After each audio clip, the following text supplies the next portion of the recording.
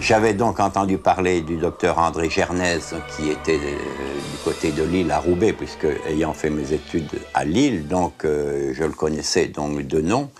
Et j'avais déjà appris les scandales qu'il y avait, mais des scandales qui ne sont pas péjoratifs à son encontre, au niveau de la médiatisation, au niveau de FR3, etc. Et du professeur Gelé qui essayait d'envoyer un message urbi et torbi pour dire que ses travaux donc, avaient de la consistance.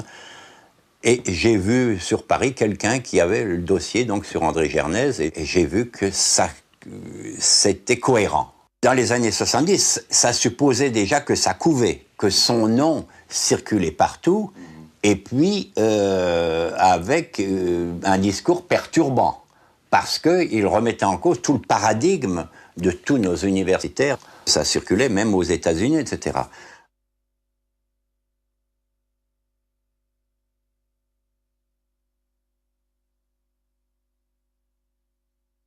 Il fallait partir de la cellule, parce que n'oublions pas que tout ce qui est médecine, physiologie, tout ce que vous voulez, pathologie et ainsi de suite, c'est basé sur la théorie cellulaire.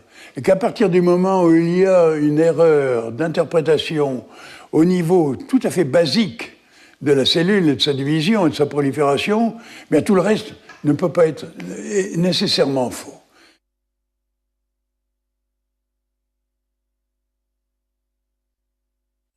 La cellule est en même temps l'unité anatomique, mais aussi l'unité physiologique de l'organisme, n'est-ce pas? C'est une unité anatomique, mais en même temps une unité physiologique. Et la cellule est considérée comme un élément qui passe par deux phases. Une phase fonctionnelle, qui singularise la cellule, c'est-à-dire au moment où elle présente ses inclusions caractéristiques de sa fonction, on peut être cellule gastrique, pancréatique, dermique ou tout ce que vous voulez, n'est-ce pas? Donc elle a les inclusions spécifiques. À un certain moment, cette cellule qui travaille, qui est donc fonctionnelle, qui est ouvrière, si l'on peut dire, se dédifférencie, c'est ce qu'on appelle la dédifférenciation prémitotique, c'est-à-dire qu'elle perd avant sa division les caractères qui caractérisent sa fonction.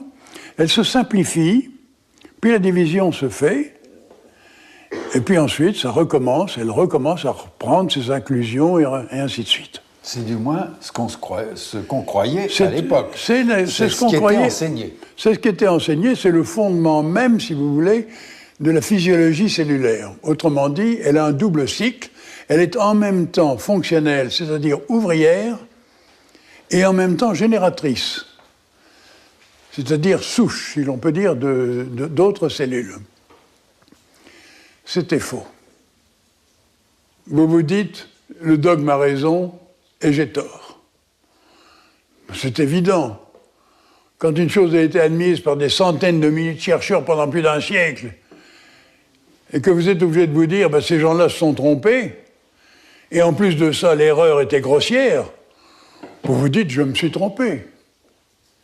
Puis le temps passant, les années passant, ça devient de plus en plus clair et de plus en plus évident. Mais vous restez toujours avec ce même sentiment, c'est que vous avez dû vous tromper, puis arrive un moment où c'est plus possible. À ce moment-là, vous vous dites, comme c'est tellement évident, ça va sortir un jour, cette correction. Ça n'est pas possible que ça... C'est tellement gros que ça n'est pas possible que ça subsiste comme ça. La rectification va venir, donc c'est pas la peine de vous embêter, si vous n'êtes pas dans le métier, si l'on peut dire, vous embêter à formuler ceci, cela. Vous faites votre action, votre activité sociale habituelle, mais vous vous dites, bon, ben ça va sortir. Mais ça ne sort pas.